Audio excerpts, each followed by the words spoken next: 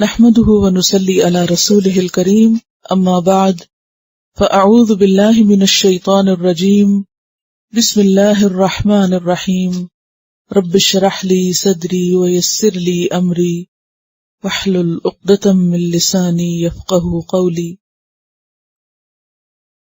وَإِذْ قُلْنَا اور جب کہا ہم نے للملائکتی ملائکہ سے فرشتوں سے، کب کہا؟ آدم کو پیدا کرنے کے بعد کیا کہا؟ اسجدو سجدہ کرو، کس کو؟ لآدم آدم کو، فسجدو تو ان سب نے سجدہ کیا، الا ابلیس سوائے ابلیس کے، قالا کہنے لگا ابلیس اسجدو کیا میں سجدہ کروں؟ حمزہ استفہام انکار اور تعجب کے لیے، اسجدو میں سجدہ کروں، لمن واسطے اس کے جو خلقتا تو نے پیدا کیا، طینن گارے سے مٹی سے۔ یہاں آدم علیہ السلام کا واقعہ چوتھی بار آ رہا ہے، یعنی قرآن کی ترتیب میں یہاں پر یہ واقعہ چوتھی بار بیان ہو رہا ہے، کل 7 بار بیان ہوا ہے۔ اور یہاں ہم دیکھتے ہیں کہ زیادہ تفصیل نہیں ہے، لیکن ایک خاص نقطے پر مرکوز کیا گیا جس کا ذکر آگے آئے گا۔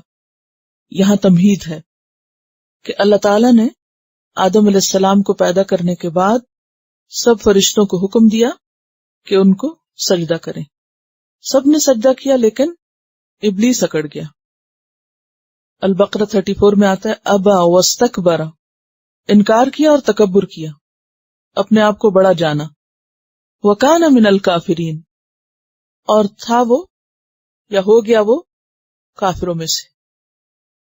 الحجر 31 میں آتا ہے الا ابلیس ابا ان یکون مع الساجدین، کہ اس نے سجدہ کرنے والوں کے ساتھ شامل ہونے سے انکار کر دیا۔ اور کس وجہ سے انکار کیا؟ کہ کیا میں اس کو سجدہ کروں جسے مٹی سے بنایا گیا؟ اور جیسا کہ آپ جانتے ہیں کہ آدم کی تخلیق مٹی سے ہوئی، تو ابلیس نے کہا کہ میں انسان کو کیوں سجدہ کروں جو گارے سے بنا ہوا ہے۔ الاعراف میں آتا ہے اس نے کہا انا خیر منہ، میں اس سے بہتر ہوں، خلقتنی من نار وخلقتہ من طین، مجھے تو نے آگ سے بنایا اور اس کو مٹی سے بنایا۔ تو اس کے خیال میں مٹی حقیر چیز تھی، نچلی چیز تھی، اس لیے اس نے اس کے آگے جھکنے سے انکار کر دیا۔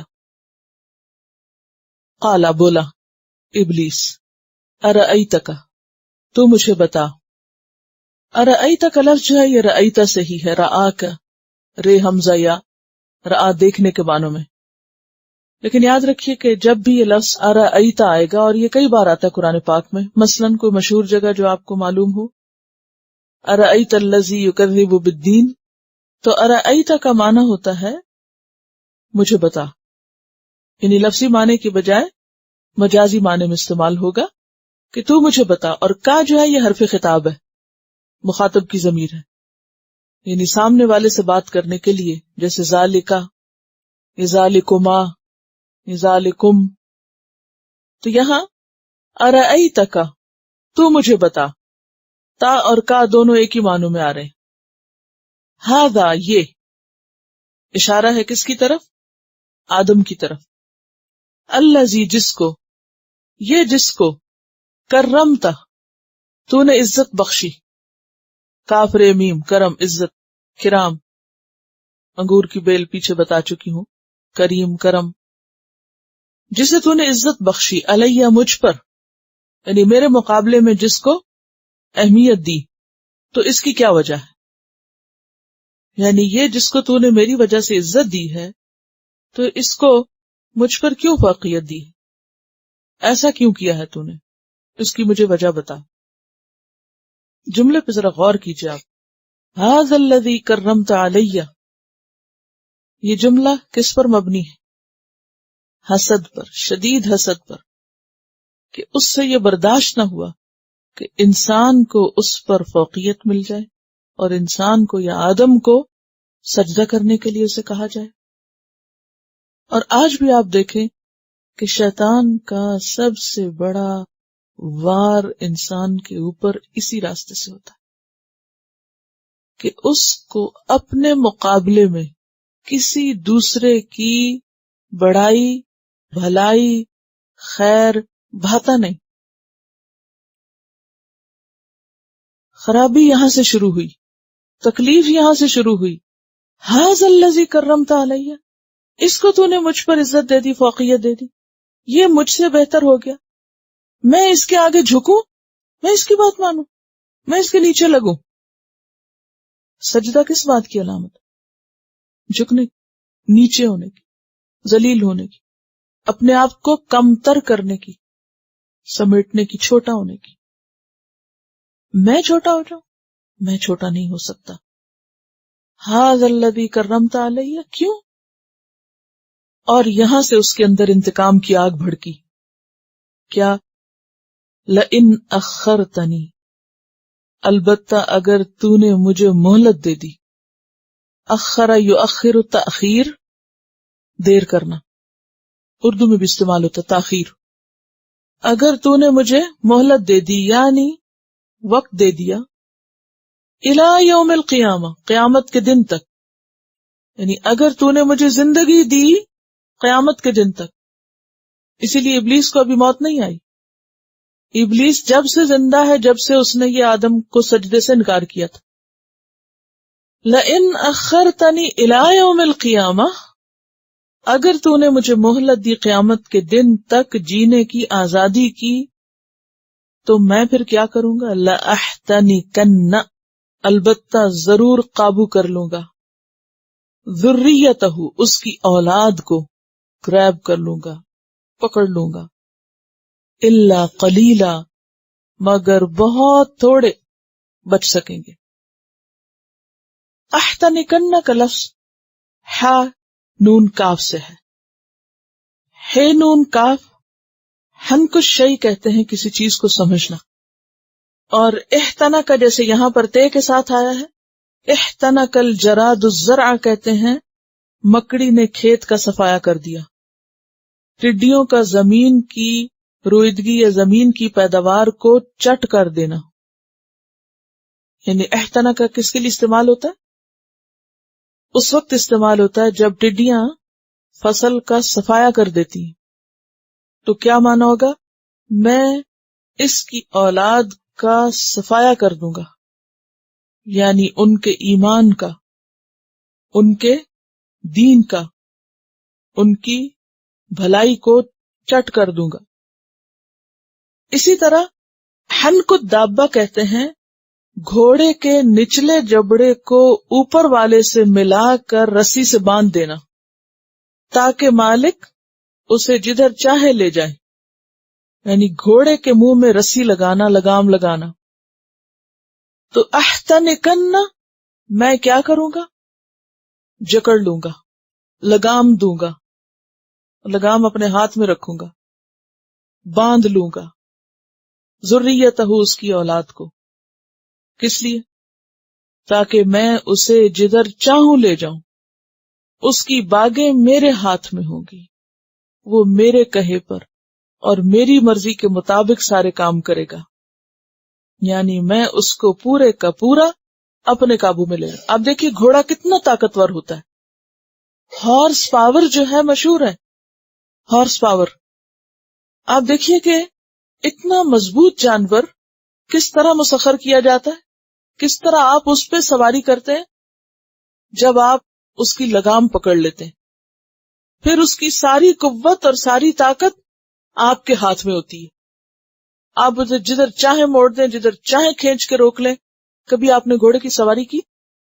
وہ ٹڈیوں والی مثال تو شاید آپ کو سمجھنا ہے. گھوڑے کی سواری اگر کی ہو یا ٹانگے پہ بیٹھے ہو کبھی، یا گھڑ سواری کی ہو خود پرسنلی، تو آپ کو تجربہ ہوگا کہ باگیں پکڑ کے آپ کس طرح اس کو کنٹرول کر لیتے ہیں.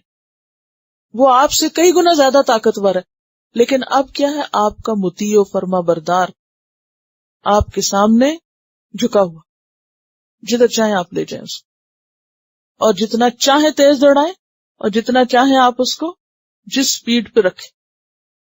یعنی پھر وہ ٹوٹلی آپ کے رحم و کرم پر ہے.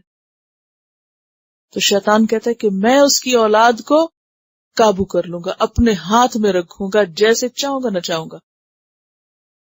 یہاں آپ دیکھیں شیطان کا کانفیڈنس، وہ کہتا ہے لَأَحْتَنِكَنَّ، کر کے ہی چھوڑوں گا. کس قدر کانفیڈنس سے بول رہا ہے. دوسری بات یہ ہے کہ اس کا زور بھی کس پہ چلتا ہے؟ جو پھر اس پہ ٹرسٹ کرتا ہے اور اس کی بات مان لیتا ہے. لَأَحْتَنِكَنَّ ذُرِّيَّتَهُ، اور پھر اس کے لیے قرآن پاک میں آتا ہے لَأُزَيِّنَنَّ لَهُمْ فِي الْأَرْضِ وَلَأُغْوِيَنَّهُمْ أَجْمَعِينَ إِلَّا عِبَادَكَ مِنْهُمُ الْمُخْلَصِينَ. الحجر 39 اور 40 میں آپ نے پڑھا کہ وہ ان کے لیے کیا کرتا ہے؟ زمین میں دل فریبیاں پیدا کرتا ہے اور پھر اس طرح ان کو بہکاتا ہے. الا قلیلا، مگر بہت تھوڑے، بہت تھوڑے جو بچیں گے، جو اس کے قابو میں نہیں آئیں گے. اور اس کے لیے پھر کتنا زور اور کتنی طاقت چاہیے، اور وہ طاقت اکیلے انسان میں نہیں ہوتی جب تک اس کا تعلق اپنے رب سے مضبوط نہ ہو، اور رب کی تائید اور رب کی رہنمائی اور حفاظت نہ ہو اس کے لیے. تو شیطان سے بچنا مشکل ہے، کیونکہ اس نے کہا تھا فَبِعِزَّتِكَ لَأُغْوِيَنَّهُمْ أَجْمَعِينَ، تیری عزت کی قسم میں ان سب کو اغوا کر لوں گا، ان سب کو بہکا لے جاؤں گا. الا عبادک منہم المخلصین، صرف تیرے چنے ہوئے بندے بچیں گے. اور جیسے کہ ایک اور جگہ پر آتا ہے سورۃ سبا 20 میں وَلَقَدْ صَدَّقَ عَلَيْهِمْ إِبْلِيسُ ظَنَّهُ فَاتَّبَعُوهُ، اور البتہ تحقیق سچ پایا ان کے معاملے میں ابلیس نے اپنا گمان، یعنی انسان کے بارے میں ابلیس نے جو سوچا تھا وہ درست سوچا تھا. فَاتَّبَعُوهُ، ان سب نے اس کی پیروی کی. إِلَّا فَرِيقًا مِّنَ الْمُؤْمِنِينَ، سوائے مومنوں کے ایک گروہ کے، باقی سب اس کے پیچھے چل دیے. الا قلیلا، تھوڑے ہی بچے. جب آپ گھوڑے پہ سوار ہوتے ہیں، چاہے آپ اس کو سیدھے رستے پہ لے جائیں اور چاہے آپ اس کو ٹیڑھے رستے پہ لے جائیں. تو شیطان بھی اسی طرح انسانوں کو جس رستے پہ چاہتا ہے لے جاتا ہے. لَأَحْتَنِكَنَّ ذُرِّيَّتَهُ إِلَّا قَلِيلًا. قَالَ اذْهَبْ، فرمایا جاؤ، جاؤ کرو. اور یہ اذهب جو ہے ایک طرح سے ناراضگی کا اظہار بھی ہے. قَالَ اذْهَبْ، کہا جاؤ جاؤ جاؤ کرو جو کرنا ہے. فَمَن تَبِعَكَ مِنْهُمْ، پس جو کوئی پیروی کرے گا تیری ان میں سے، یعنی ان انسانوں میں سے، فَإِنَّ جَهَنَّمَ، تو بے شک جہنم، جزاؤکم، بدلہ ہے تم سب کا، جزا ہے تم سب کی. جزاء موفورا، جزا پوری پوری، وافر. موفور کا لفظ واو فیرے سے ہے، اردو میں بھی استعمال ہوتا ہے وافر. وفرن سے مانا ہے بہت ہونا، زیادہ ہونا، پورا ہونا. الشعراء میں آتا ہے 94 اور 95 فَكُبْكِبُوا فِيهَا هُمْ وَالْغَاوُونَ وَجُنُودُ إِبْلِيسَ أَجْمَعُونَ. ابلیس کے سارے لشکر اس میں اوندھے منہ گرائے جائیں گے، اور سب بہکے ہوئے لوگ سب کے سب وہیں جائیں گے. اور جہنم کا حال کیا ہوگا؟ یوم نقول لجہنم هل امتلأت، اتنے پھینکے جائیں گے کہ اللہ تعالیٰ پوچھیں گے جہنم سے کیا تو بھر گئی؟ وتقول هل من مزید، اور وہ کہے گی کہ کیا کچھ اور بھی ہیں. یعنی شیطان نے جو ارادہ کیا اور جس طرح اس نے دعویٰ کیا، اور پھر اس کے بعد جس طرح اپنے کام میں وہ لگ گیا، وہ انسانوں کو جزاء موفورہ تک پہنچانے کے لیے سرگرم ہے. اور انسان اللہ کی طرف سے آئی ہوئی ساری ہدایات اور کھلی کھلی باتوں کے باوجود اس کے دھوکے کا شکار ہے، کیونکہ وہ انسانوں کو دھوکے میں مبتلا کیے ہوئے ہے. وستفزز، فے زے سے عربی میں کہتے ہیں فزنی فلان، اس نے مجھے پریشان کر کے میری جگہ سے ہٹا دیا، اکھاڑ کر گھر سے نکال دیا. یعنی استفزاز یا فز کا معنی کیا ہوا؟ اکھاڑنا، پھسلانا، بے وقوف بنانا، اور خاص طور پر کسی کو ہلکا پا کر اچکا لینا. جیسے آپ کسی ہلکی چیز کو کیسے اٹھاتے ہیں؟ مثلاً یہ کاغذ ہے تو اس کو اٹھانا ہو تو کیا کریں گے؟ یوں کر کے اٹھا لیں گے. وستفزز، اچکا لے، اٹھا لے، اکھاڑ لے، پھسلا لے، بے وقوف بنا لے. من استطاعت، جس کو تو استطاعت رکھتا ہے، منہم، ان میں سے، کن میں سے؟ انسانوں میں سے. کس طرح؟ بصوتک، اپنی آواز کے ساتھ. پھسلا لے ان میں سے جس کو تو پھسلا سکتا ہے اپنی آواز کے ساتھ. اب شیطان کے طریقے یا انداز یا ٹولز یا ہتھ کنڈے کیا ہو سکتے ہیں؟ سب سے پہلے صوت، آواز. شیطان کی آواز کیا ہے؟ اس کے کئی معنی کیے گئے. ایک معنی وسوسہ ہے، اور وسوسہ کیا ہوتا ہے؟ ہوا کے چلنے سے پتوں کے اندر جو سرسراہٹ پیدا ہوتی ہے، یعنی دھیمی سی آواز، گدگدی سی جو پتوں کو ہوتی ہے، اس سے پھر لفظ وسوسہ نکلا. اپنے وسوسے یا دل کے اندر برائی کا خوبصورت خیال ڈال کے ان کو تو پھسلا لے، ان کے ارادے کمزور کر دے. ابن عباس کہتے ہیں اس سے مراد گناہ اور فساد کی دعوت ہے، اور ہر وہ آواز جو اللہ کی نافرمانی کی طرف بلاتی ہے. یعنی کوئی بھی آواز، خواہ وہ دل میں ڈالی گئی ہو وسوسے کی شکل میں، یا پھر کسی انسان کے منہ سے نکلی ہوئی کوئی بات جو انسان کو برائی کی طرف بلائے. مثلاً کیسے؟ یعنی کوئی انسان کسی کو برائی کی طرف بلائے کیا کہہ کے؟ سبھی کرتے ہیں، تمہارے کرنے سے کیا بڑی بات ہو جائے گی، تمہارے نفس کا بھی تم پر کچھ حق ہے. ونس ان اے وائل، کبھی کبھار کرنے میں کچھ نہیں ہوتا. اور کیا آوازیں ہوتی ہیں کہ جو گناہ کی طرف دعوت دیتی ہیں. یعنی اس میں ضروری نہیں کہ کوئی چیخنے چلانے والی آواز ہو، اس سے مراد کسی بھی انسان کی آواز، چاہے وہ ماں باپ ہوں، چاہے وہ اولاد ہو، دوست ہوں، بہن بھائی ہوں، جو شیطان کے زیر اثر خود بھی غلط کر رہے ہوں اور آپ کو بھی دعوت دیں، آجو آجو تم بھی آجو. یعنی آواز سے مراد کوئی بھی انسانی آواز. پہلا معنی کیا ہوا؟ وسوسہ، جو خفیہ آواز ہے، دل میں ڈالا گیا خیال. اور دوسری آواز جو کسی بھی انسان کی آواز کس چیز کے لیے؟ برائی کی طرف بلانے کے لیے، انویٹیشن، خواہ وہ بولا ہوا ہو خواہ وہ لکھا ہوا ہو.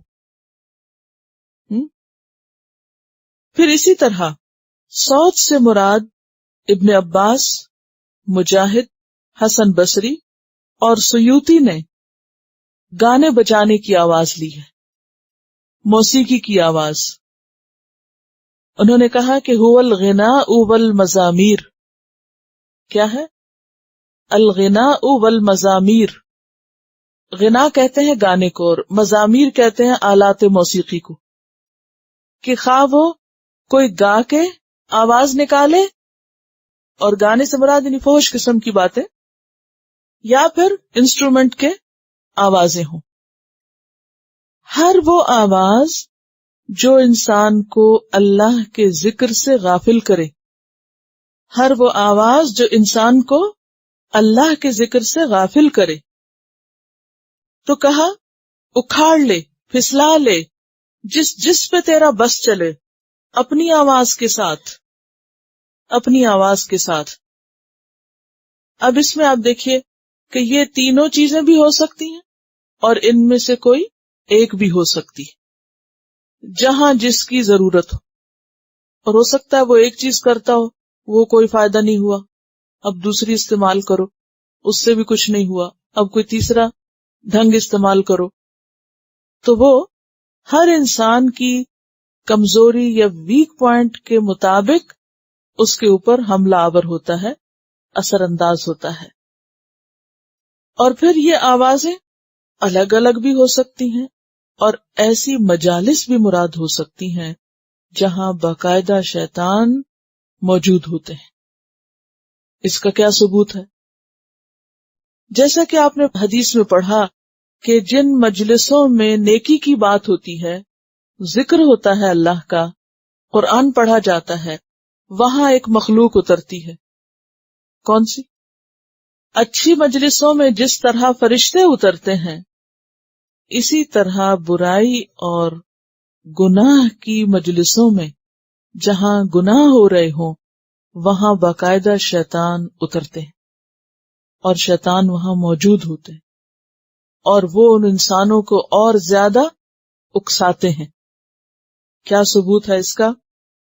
سورۃ مریم 83 میں آتا ہے، أَلَمْ تَرَ أَنَّا أَرْسَلْنَا الشَّيَاطِينَ عَلَى الْكَافِرِينَ تَؤُزُّهُمْ أَزًّا۔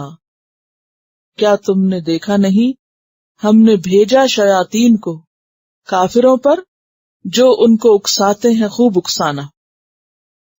اسی طرح خاص طور پر شعراء کے بارے میں کہا گیا، شاعروں کے بارے میں، ایسے شاعر جو جھوٹی شاعری کریں اور انسانوں کو بہکانے والی شاعری کریں، ان پر تو باقاعدہ شیطان اترتے ہیں۔ جیسے فرشتے الہام کرتے ہیں نیکی کے کاموں کے لیے نیکی کے کام کرنے والوں کو، اسی طرح شیاطین الہام کرتے ہیں بےہودہ قسم کی فحش باتیں ایسے شاعروں کے دل میں جو انسانوں کو بہکاتے ہیں۔ اس کی کیا دلیل ہے؟ کیونکہ کوئی بات دلیل کے بغیر نہیں کرنی چاہیے۔ اس کی دلیل ہے قرآن پاک کی وہ آیت جس میں آتا ہے، کیا میں نہ بتاؤں تم کو، هل انبئکم علی من تنزل الشیاطین، کیا میں خبر دوں تم کو کہ شیطان کس پہ نازل ہوتے ہیں، کس پہ اترتے ہیں؟ تنزل علی کل افاک اثیم، وہ اترتے ہیں ہر جھوٹے گناہگار پر۔ سورۃ الشعراء کی آخری آیات میں سے ہے یہ، هل انبئکم علی من تنزل الشیاطین، آیت نمبر 221 سے آنورڈز، تنزل علی کل افاک اثیم یلقون السمع، وہ ڈالتے ہیں کان، وَأَكْثَرُهُمْ كَاذِبُونَ، والشعراء، اور شعراء، يَتَّبِعُهُمُ الْغَاوُونَ، پیروی کرتے ہیں ان کی بہکے ہوئے لوگ۔ أَلَمْ تَرَ أَنَّهُمْ فِي كُلِّ وَادٍ يَهِيمُونَ، کیا تم دیکھتے نہیں کہ وہ ہر وادی میں بھٹکتے ہیں؟ وَأَنَّهُمْ يَقُولُونَ مَا لَا يَفْعَلُونَ، اور بے شک وہ کہتے ہیں جو وہ کرتے نہیں۔ یعنی وہ شعر و شاعری میں زمین آسمان کے قلابے ملاتے ہیں، جھوٹی باتیں کرتے ہیں۔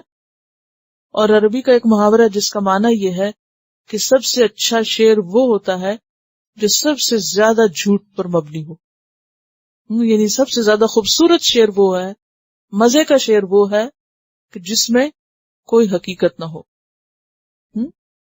اور پھر آپ دیکھیے کہ ہر وہ کام، ہر وہ بات، ہر وہ مجلس جو انسان کو غافل کرنے کا سبب بنے، اس کے پیچھے شیطان ہوتا ہے۔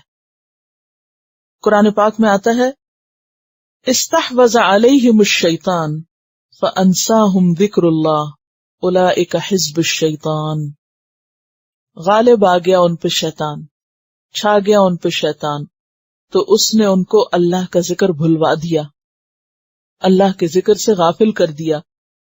اولئک، یہی لوگ، حزب الشیطان، شیطان کی جماعت ہے، پارٹی ہے۔ پھر اسی طرح افراد کے لیے بھی آتا ہے، وَمَن يَعْشُ عَن ذِكْرِ الرَّحْمَنِ نُقَيِّضْ لَهُ شَيْطَانًا فَهُوَ لَهُ قَرِينٌ، جو رحمان کے ذکر سے غفلت برتتا ہے ہم اس پر شیطان مسلط کر دیتے ہیں، وہ اس کا دوست بن جاتا ہے۔ حدیث میں بھی آتا ہے کہ شیطان انسان کے اوپر آتا ہے، لیکن جب انسان اللہ کا ذکر کرتا ہے تو خنسا بھاگ جاتا ہے۔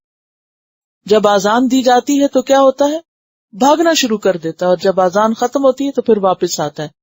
واپس آ کے کیا کرتا ہے؟ پھر دلوں میں وسوسے ڈالتا ہے اور انسان کو نماز بھلواتا ہے، اور پھر حتیٰ کہ انسان کا حال یہ ہوتا ہے کہ اس کو یہ بھی یاد نہیں ہوتا کہ کتنی رکعتیں پڑھی۔ کبھی ایسا آپ کے ساتھ تو نہیں ہوا؟ لیکن ہم میں سے کوئی ماننے کو تیار نہیں کہ شیطان ہمارے پاس بھی آتا ہے۔ اگر ڈرتے ہوتے ہم اس بات سے تو اسے بھگانے کی بھی تدبیریں کرتے نا۔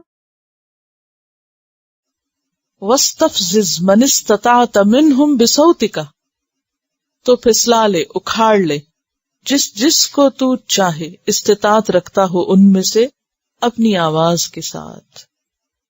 تو آواز کے کتنے معنی ہوئے؟ کیونکہ آپ سب بے چین تھے صرف ایک معنی کرنے کو، وسوسہ یعنی انسانوں کے ذریعے گمراہی کی دعوت، گناہ کی دعوت، فساد کی دعوت۔ ایک وہ شعر و شاعری ہوتی ہے جو انسان کو خیر اور بھلائی کی طرف لے جاتی ہے، اور ایک وہ ہوتی ہے جو گمراہی کی طرف لے جاتی۔ تو اس میں پوری ہر شاعری مراد نہیں ہے، وہ شاعری یا وہ باتیں جو انسان کو غافل کریں یا حق سے دور لے جائیں، بہکائیں۔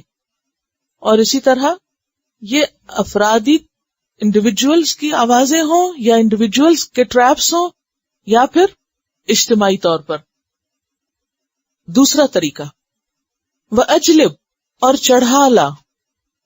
اجلب کا لفظ جو ہے جلب سے ہے، جیم لام بے، کسی کو ہنکانا اور چلانا۔ اجلاب کہتے ہیں اکٹھا کرنا، شور مچانا، کھینچ لانا۔ جلبتن کہتے ہیں چیخ کو، جلبہ چیخ۔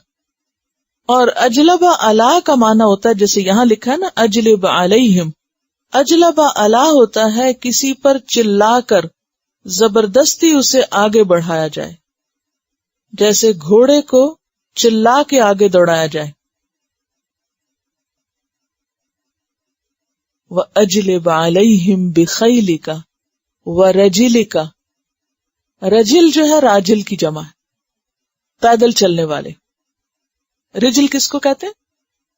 پاؤں کو۔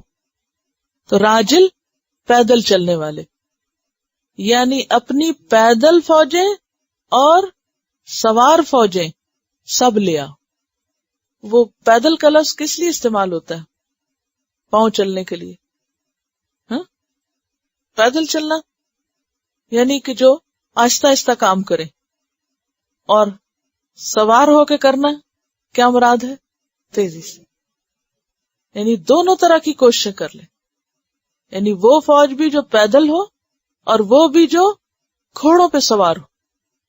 اور پیچھے میں نے آپ کو بتایا تھا کہ گھوڑے کا لفظ بعض اوقات سمبولیکلی بھی استعمال ہوتا ہے، جہاں پیچھے آپ نے پڑھا تھا نا کہ وَأَعِدُّوا لَهُم مَّا اسْتَطَعْتُم مِّن قُوَّةٍ وَمِن رِّبَاطِ الْخَيْلِ، کہ تیار رکھو ان کے لیے قوت اور گھوڑے باندھ کر۔ تو گھوڑے جو تھے وہ پاور کی علامت ہے، یعنی اپنی پوری کوششیں، اپنی سب سواریاں، سوار اور پیدل اور سب کو تو ساتھ لیا، ان کو چلا کے زبردستی شور مچا کے آگے حملہ آور ہو۔ یعنی اجلب علیہم بخیلک ورجلک کو ذرا سا آپ امیجن کریں کہ شیطان ابلیس آ رہا ہے اپنے لشکروں کے ساتھ، اور اس کے لشکر میں پیدل فوجیں بھی ہیں اور سوار بھی ہیں، آہستہ بھی ہیں اور تیز بھی ہیں۔ اور یہی وجہ ہے کہ جہاں بھی کہیں دین کا کام اکٹھے مل کر ٹیم ورک کی شکل میں ہونے لگے تو وہاں فتنے بھی، فساد اور بگاڑ اور آپس کے اختلافات اور لڑائیاں جھگڑے بھی زیادہ ہوتے ہیں، تاکہ جو کام ہو رہا ہے وہ سب ختم ہو کر رہ جائے۔ وَأَجْلِبْ عَلَيْهِمْ ہے، ہم جمع کا صیغہ ہے، علیہ نہیں ہے، ٹھیک ہے نا؟ تو ہم سے مراد کون ہے؟ جو انسان ہے سب، یا وہ جو اچھا کام مل کے کر رہے ہیں، یعنی جس طرح کی سچویشن ہوتی ہے ویسے ہی اس کا وار ہوتا ہے. وَأَجْلِبْ عَلَيْهِمْ بِخَيْلِكَ وَرَجِلِكَ، یعنی اللہ تعالیٰ نے اس کو اس کی بھی مہلت دے دی، چھوٹ دے دی، یہ بھی کر لو، صرف اکیلے نہیں بلکہ اپنے ساتھ اپنے ٹولز بھی لے چلو. وَشَارِكْهُمْ، اور شریک ہو جا ان کا، کس میں؟ فِي الْأَمْوَالِ وَالْأَوْلَادِ، مالوں میں اور اولاد میں. ان کے مالوں اور اولاد میں حصے دار بن جا، کہ محنتیں وہ کریں، کمائی وہ کریں اور خرچ تیری مرضی کے مطابق، جہاں تو چاہے اور جو تو چاہے وہ خریدے اور اپنی اولاد کو اس رستے پہ لگا دے. انسان کے لیے اپنے بعد، پہلے تو اس کی اپنی ذات ہے نا، تو اوپر تو اس کے بہکنے کے بعد اپنے بعد مال اور اولاد محبوب چیزیں ہوتی ہیں جن کو وہ اپنی زندگی کا اثاثہ یا سرمایہ سمجھتا ہے. تو اب کیا ہے کہ ان کے مال اور اولاد میں شریک ہو جا، حصہ لگا، اپنا حصہ نکال لے، کر لے جو تو کرتا ہے. اب مال میں کیسے شریک ہوتا ہے وہ اس طرح کہ نمبر 1، انسان محنت سے اگر حلال کمائی بھی کماتا ہے تکلیف اٹھا کر، تو وہ انسان کو پورا فائدہ نہیں اٹھانے دیتا، اس سے ایسے ایسے کاموں میں لگواتا ہے کہ جہاں اس کو نہ دنیا کا فائدہ ہوتا ہے اور نہ آخرت کا فائدہ. مال کو ایسے کاموں میں خرچ کرنا جس سے انسان کو نہ دنیا میں صحیح حقیقی فائدہ ہو اور نہ آخرت میں. مثلا حلال کو حرام کروا دینا، کیا حساب دیں گے اس کا؟ صرف روب جمانے کے لیے، یعنی سود پر بڑے بڑے گھر خرید کر محض دوسروں کے دکھاوے کے لیے، اور اس کے بعد ان گھروں کو مینٹین کرنے کے لیے جو مزید تھکنا اور محنت کرنا پڑتی ہے، اور اس کے ٹیکسز اور اس کی انشورنس اور معلوم نہیں کن کن مشکلات میں، اور پھر آپ کے پاس وقت نہیں کہ آپ نماز بھی پڑھ سکیں، کیونکہ آپ کو ایک نہیں 2 جابز کرنی ہے، آپ کو دین دنیا کی ہر چیز بھولی ہوئی ہے محض دنیا کے دکھاوے کے لیے. یہ بتا رہی ہے کہ بعض اوقات پاکستان میں بہترین زمینیں، ان کا کچھ حصہ اس پہ خوب لوگ محنت کرتے ہیں، اگاتے ہیں سب کچھ، لیکن اس کو خود نہیں استعمال کرتے، پیروں کے نام پر یا مزاروں کے نام پر اس کو وقف کر دیتے ہیں. اور یہ سب بھی کیا ہے دراصل؟ یعنی شیطان کا شریک ہونا مال میں. اچھا، مال کا ختم ہو جائے تو پھر اولاد پہ آتے ہیں. اور کوئی چیز مال میں ہمارے کس طرح شریک ہوتا ہے شیطان، کہ ہم شیطان کی مرضی کے مطابق استعمال کریں. بعض اوقات قبروں کے اوپر چادریں چڑھائی جاتی ہیں، یا یہ کہ وہ کھانے پکائے جاتے ہیں وہاں خاص طور پر، یا بکرے ذبح کیے جاتے ہیں. یعنی گناہ کی یا اللہ کی نافرمانی کے کسی بھی کام میں پیسہ خرچ کرنا دراصل کیا ہے؟ شیطان کا اس پیسے کے استعمال میں ہمارے ساتھ فیصلے میں شریک ہو جانا. وہ فیصلے میں شریک ہوتا ہے نا کہ اچھا یہ خرید لو، یہ کر لو. تو گناہ کے کاموں میں کہیں بھی، خواہ وہ زنا ہو، خواہ وہ شراب ہو، خواہ وہ جوا ہو، خواہ وہ سود ہو، خواہ وہ کوئی بھی شکل ہو، یعنی حرام کے جتنے بھی طریقے ہیں ان سب میں، اور پھر شریک ہونے میں صرف خرچ کرنے میں نہیں، بعض اوقات کمائی میں بھی، یعنی اس کے حصول میں، حاصل کرنے میں بھی حرام طریقوں سے اس کو حاصل کرنا. وَشَارِكْهُمْ فِي الْأَمْوَالِ وَالْأَوْلَادِ، اور اولاد میں شریک ہو. اولاد میں شراکت کے کیا طریقے ہیں؟ اولاد میں شراکت اس کی پیدائش سے ہی. نبی صلی اللہ علیہ وسلم نے صحابہ کرام کو تعلیم دی. ابن عباس کی روایت ہے، لو ان احدکم اذا اراد ان یأتی اہلہ، اگر تم میں سے کوئی اپنی بیوی کے پاس آئے، فقال، پھر کہے بسم اللہ، بسم اللہ، اللہم جنبنا الشیطان، اے اللہ دور کر ہم سے شیطان، وجنب الشیطان ما رزقتنا، اور دور کر شیطان کو اس سے جو تو ہمیں عطا کرے یعنی اولاد، فَإِنَّهُ تو بے شک وہ، يَقْدُرْ بَيْنَهُمَا وَلَدٌ اگر ان دونوں کے درمیان بچہ مقدر ہوا یعنی اس ملاپ کے نتیجے میں اولاد ہوئی، فی ذالک لم یضرہ شیطان تو اس کو شیطان نقصان نہیں دے سکتا. یعنی اولاد کی پیدائش سے پہلے ہی شیطان کے شر سے اولاد کو بچانے کی کوشش ضروری ہے. اور پھر پیدا ہو تو حضرت مریم کی والدہ نے کیا کہا تھا جب وہ حضرت مریم پیدا ہوئی تھی؟ وَإِنِّي أُعِيذُهَا بِكَ وَذُرِّيَّتَهَا مِنَ الشَّيْطَانِ الرَّجِيمِ. اور پھر اس کے بعد اولاد کی صحیح تربیت کرنا، جو بھی سنت کے مطابق عقیقہ ہے یا ختنہ ہے یا پھر بال اتارنا ہے اور کلمہ سکھانا ہے اور نیکی کی طرف لانا ہے. اگر ان کاموں میں انسان کوتاہی کرتا ہے تو دراصل کیا کرتا ہے؟ اپنی اولاد کو جو اتنی تکلیف اٹھا کے ماں جنم دیتی ہے اور اتنی تکلیف اٹھا کے اس کی پرورش کرتی ہے، اگر اس پرورش میں محض کھلانا پلانا شامل ہو اور تربیت اور اخلاق کی ٹریننگ شامل نہ ہو تو گویا شیطان شریک ہو گیا آپ کی اس نعمت میں. اور آپ کے بچے پالیں آپ، محنت آپ کریں، کھلائیں پلائیں آپ ان کو، تکلیفیں آپ ان کی اٹھائیں، گندگیاں آپ ان کی صاف کریں، اور بڑے ہو کر وہ آپ کے کام آنے کی بجائے شیطان کے رستے پہ چل پڑیں اور شیطان کے آلہ کار بن جائیں. یہ ہے اولاد میں اس کا شریک ہونا. تو اس سے کیا پتہ چلتا ہے کہ شیطان انسان کی اولاد میں بھی شریک ہوتا ہے. ان عبادی بے شک میرے بندے یعنی مخلص بندے، لیس لک نہیں ہے تیرے لیے، علیہم ان پر یعنی ان پر غلبہ پانے کی، سلطان کوئی قوت، تسلط، زور، وکفا اور کافی ہے، بربک تیرا رب، وکیلا محافظ حفاظت کرنے والا. یہاں اللہ نے ایسے بندوں کو جو شیطان کے پھیر میں نہیں آتے اپنے بندے کہا ہے. ان عبادی ان کی عزت اور تشریف اور تعظیم کے لیے کہ میرے بندے لیس لک علیہم سلطان، اور سلطان کہتے ہیں تسلط کو، زور کو، غلبے کو. اور پھر میرے بندے کب غلبے والے ہوتے ہیں، کب ان میں طاقت ہوتی ہے؟ جب ان کا رب ان کے ساتھ ہوتا ہے. وَكَفَى بِرَبِّكَ وَكِيلًا وہ اپنے آپ کو بڑی چیز نہیں سمجھتے، وہ رب کو اپنا وکیل سمجھتے ہیں، رب کو اپنا مددگار سمجھتے ہیں. اور کافی ہے تیرا رب، اور تیرے رب سے مراد محمد صلی اللہ علیہ وسلم سے بھی خطاب ہو سکتا ہے یا عام انسانوں سے.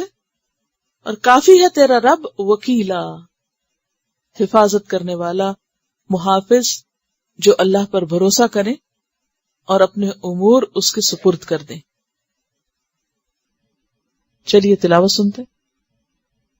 سبحانک اللہم و بحمدک نشہد ان لا الہ الا انت نستغفرک و نتوب الیک. السلام علیکم ورحمۃ اللہ وبرکاتہ. Quran vocabulary 100%. The best application to understand Quran. Study with flashcards. Word list. Learn 25% of Quran vocabulary in 7 days. Multiple MCQs to practice and test vocabulary.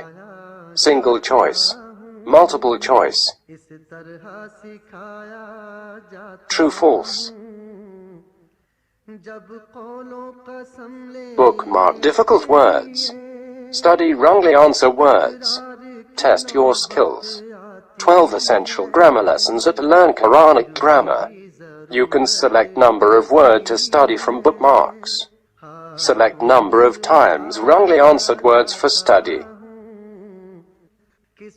Test your skills with multiple choice flashcard, true, false, matching words and single choice MCQs.